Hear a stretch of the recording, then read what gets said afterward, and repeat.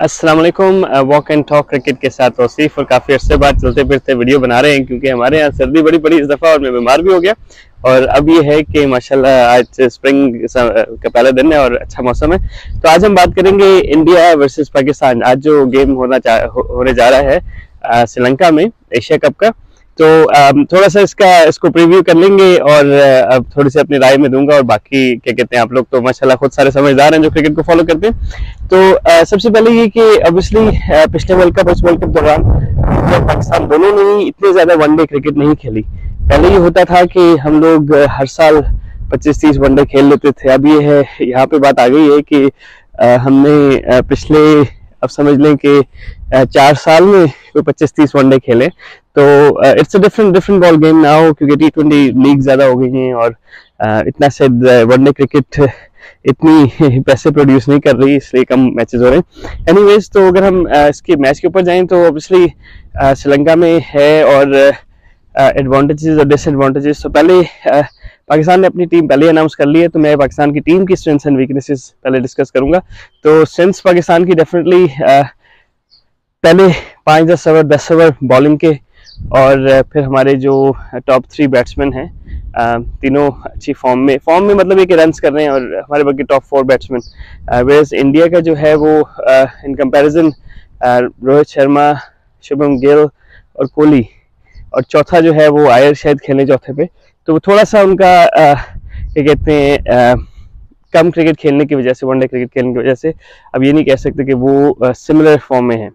अच्छा, अब पाकिस्तान के जो है वो और स्ट्रेंथ्स क्या है, अगर हम बैटिंग की बात करें तो ऑब्वियसली बाबर आजम ने, अभी पाकिस्तान के प्लेयर्स ने यहाँ पे श्रीलंका में अभी श्रीलंकन प्रीमियर लीग खेली है, जिसकी वजह से वो ग्राउंड्स, बाउंड्री साइजेस वगैरह के थोड़े आदी हैं, विकेट्स के आदी हैं। तो और रिसेंटली पिछले महीने ही अगस्त में ही खेली है, तो वो पाकिस्तान की टीम को थोड़ा सा एडवांटेज होगा। अच्छा, अब मिडल ऑर्डर की बात करें तो मेरा ख्याल है कि पाकिस्तान का एरिया थोड़ा सा वीक है क्योंकि रिजवान 4 पे बारी करेंगे, 5 पे आगा करेंगे। Is not a bad batsman लेकिन उतना एक्सपीरियंस नहीं है। 6 पे इफ्तिखार करेंगे और फिर 7 पे शादाब करेंगे और 8 पे नवाज। तो आई थिंक कि आगा और इफ्तिखार बॉल कर सकते हैं थोड़े बहुत, लेकिन I think we needed one genuine batsman in the middle. सब शकील बाहर बैठे हुए थे, शायद उनको खिला लेते, लेकिन पाकिस्तान ने टीम अनाउंस कर दी है। मे भी क्योंकि बारिश का चांस है तो शायद इस वजह से भी क्या कहते हैं, पाकिस्तान ने उस हिसाब से अपनी टीम खिलाई है कि शायद शॉर्ट रन मैच हो तो फिर आपको शायद साउथ शकील की ज़रूरत ना पड़े, आपको हिटिंग की ज़रूरत पड़ेगी। अच्छा, अगर हम देखें नेपाल के मैच में भी पाकिस्तान ने, उनके लेफ्ट आर्म स्पिनर और लेग स्पिनर थे, तो उनको बहुत सारे डॉट बॉल्स खेले। मेरे ख्याल है पाकिस्तान ने 133 डॉट बॉल्स खेले 300 में से, against world number 15 team. Pakistan world number 1 है, तो वो एरिया पाकिस्तान को इम्प्रूव करना है क्योंकि नेपाल के साथ भी ये हो रहा था कि उनके जो बॉलर्स थे वो इन बिटवीन टांग पे गेंद कर देंगे, पीछे गेंद कर देंगे, बाउंड्री बॉल्स दे रहे थे। इंडिया वाले शायद बाउंड्री बॉल्स ना दें, तो फिर आप क्या करेंगे? तो आई थिंक उस सेंस में मिडिल ऑर्डर जो है हमारे ओवर्स थोड़े से फिर भी क्वेश्चनेबल हैं। Pakistan definitely have good openers and good finishers और बाबर आजम तो है ही हैं, लेकिन स्ट्राइक रोटेट जो है वो पाकिस्तान ने इतना अच्छा नहीं किया, इवन नेपाल के खिलाफ भी, और ये एक एरिया है पाकिस्तान को इम्प्रूवमेंट का। अच्छा, अब हम अगर हम डेप्थ की बात करें तो अगर हम back end of the batting की बात करें, Shadab, Nawaz both can bat. Nawaz can शायद ऊपर भी उसको भेजा जा सकता है ऑर्डर में, तो वो प्लस है क्योंकि इंडिया के लेफ्ट आर्म स्पिनर हैं, तीन ऑप्शन, तीनों लेफ्ट आर्म बॉलर्स हैं, तो शायद नवाज को 5वें 6ठे पे खिला के बैटिंग को प्रोलॉन्ग कर लिया जाए। तो पाकिस्तान के पास वो फ्लेक्सिबिलिटी जरूर है।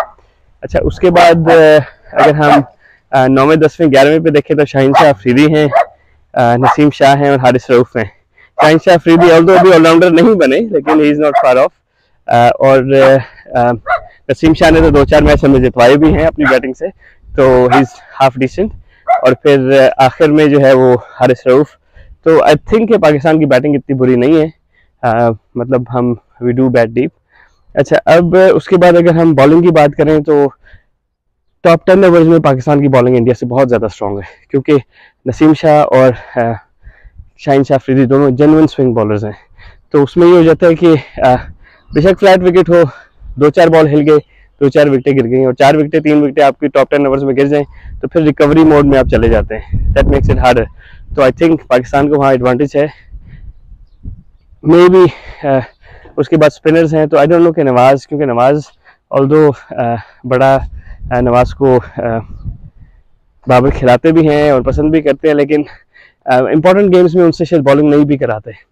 तो मेरा ख्याल है कि नवाज की बॉलिंग पे थोड़ा सा क्वेश्चन मार्क ज़रूर होगा, क्योंकि बाबर ने उसको ऑन एंड ऑफ कभी एज ए बैट्समैन खिला देते हैं, कभी उससे पूरे ओवर कराते हैं, कभी एक बॉल भी नहीं कराते। तो दैट वुड बी इंटरेस्टिंग कि हाउ ही यूजेस नवाज। उसके बाद अगर हम बाकी बॉलिंग की बात करें तो obviously Haris Rauf middle over में बॉल करेंगे, very good bowler, good change of pace, wicket को बड़ा अच्छा रीड करते हैं, वो इज़ अ स्मार्ट क्रिकेटर। उसके बाद क्या कहते हैं, हमारे पास ये 3 पेसर्स हो गए और 2 स्पिनर्स हो गए, तो ये हमारे 5 हो गए। और छठे और 7वें पे जो है वो आगा और क्या कहते हैं इफ्तिखार। तो I think we covered ourselves with different spin bowling options, finger spinners, wrist spinners। अच्छा, अब क्योंकि बारिश का चांस है तो शायद इस वजह से उसामा मीर को नहीं खिलाया। Personally I am a big fan of Usama Mir, different trajectory से बॉल करते हैं, कम्प्लीटली डिफरेंट बॉलर टू क्या कहते हैं हमारा जो शादाब खान है। तो I think he can make a difference. अच्छा, अब इंडिया के हम स्ट्रेंथ्स और वीकनेसेस की बात करें तो अगर हम उनकी पहले बॉलिंग को डिस्कस कर लें तो बॉलिंग में obviously we don't know what combination they will play.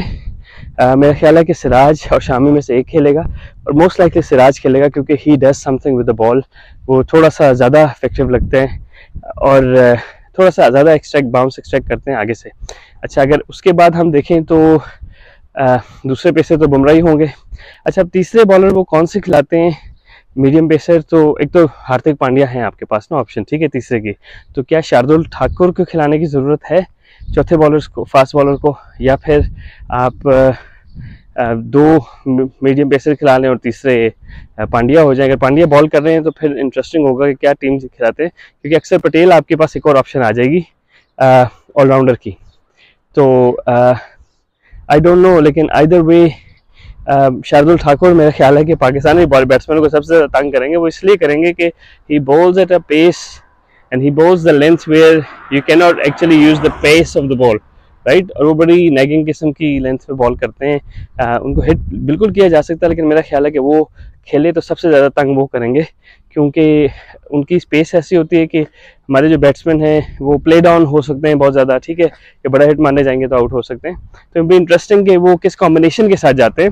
अगर हम अंडरस्टैंड हम चलिए देख लेते हैं कि यार वो 2 जेन्युइन बॉलर्स बुमराह और सिराज के साथ जाते हैं, शामी को रेस्ट कराते हैं, ठीक है, और फिर तीसरे शार्दुल ठाकुर खेलते हैं, तो चौथे पांड्या हो जाएंगे, फिर 5वें आपके पास जडेजा हो गए, और छठे जो है वो मेरा ख्याल है फिर जो आपके बॉलर होंगे वो कुलदीप यादव होंगे।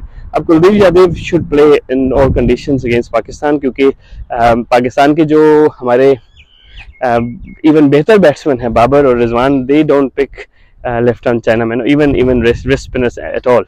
तो वो मेरा ख्याल है कि तंग कर सकते हैं पाकिस्तान को, अगर उनको ना खिलाया तो जाती होगी।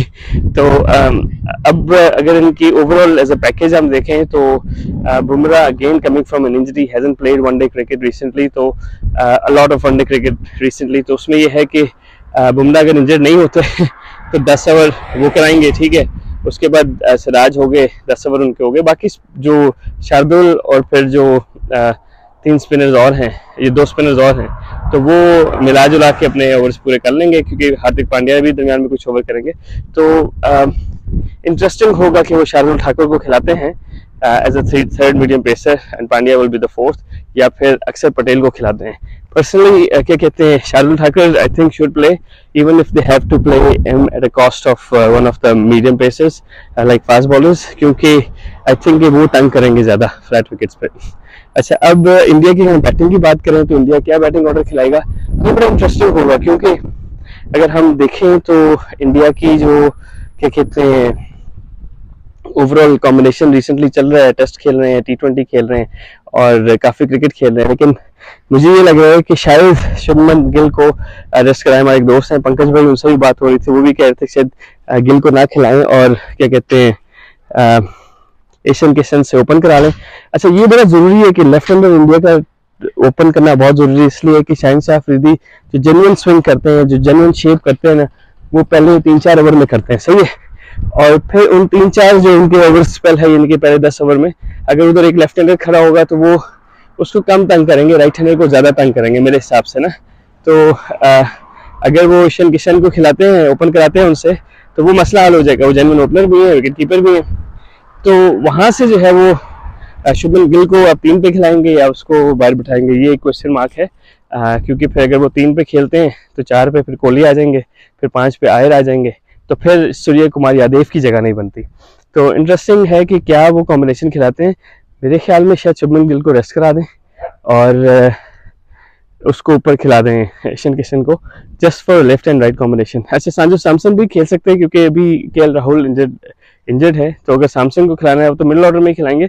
लेकिन having all the right handers in the top order against Shaheen Shah Afridi is probably disastrous मेरे ख्याल में।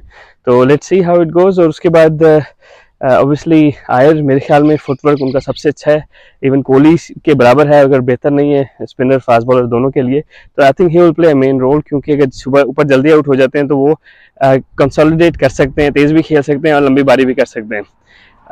Weaklings again Surya Kumar Yadav weakling हैं, लेकिन वो जितने डिस्ट्रक्टिव बैट्समैन हैं कोई पता नहीं किस दिन काम आ जाए। और फिर मोस्ट इंपॉर्टेंटली पाकिस्तान के पास 2 लेग स्पिनर्स, एक राइट आर्म लेग स्पिनर है और एक लेफ्ट आर्म स्पिनर है। दोनों नेचुरल जो डिलीवरी है उनकी, स्ट्रोक डिलीवरी है, वो they take it away from right handers. तो इस चक्कर में शायद जडेजा ऊपर बारी कर लें, and he is very good batsman. हम फर्स्ट क्लास में 3 ट्रिपल सेंचुरी हैं, तो he can be very effective even at batting at number 5 और नंबर 6।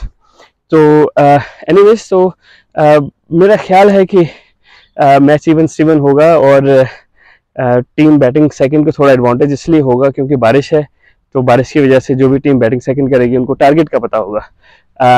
ज़ाती तौर पे मेरा नहीं ख्याल कि इंडिया बैटिंग फर्स्ट करके जीत सकती। India has to win batting second, क्योंकि वो चेस करने में उनके लिए थोड़ी सी आसानी हो जाएगी। पाकिस्तान मेरा ख्याल है दोनों सूरतों में जीत सकते हैं। उसका रीज़न ये है कि पाकिस्तान के जो नए बॉलर्स, दोनों बॉलर्स हैं, दोनों तरफ नए गेंद स्विंग करते हैं, और वो आपको पता है कि ऊपर से 3-4 आउट हो गए तो मैच गया।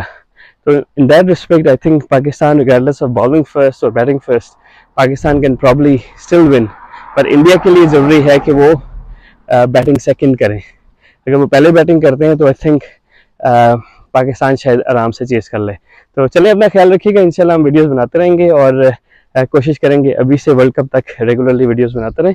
अपने कमेंट्स में ज़रूर अपनी राय का इजहार करिएगा। तो इंशाल्लाह मैच के बाद एक पोस्ट मैच रिपोर्ट बनाते हैं। अपना ख्याल रखिएगा। अस्सलाम वालेकुम।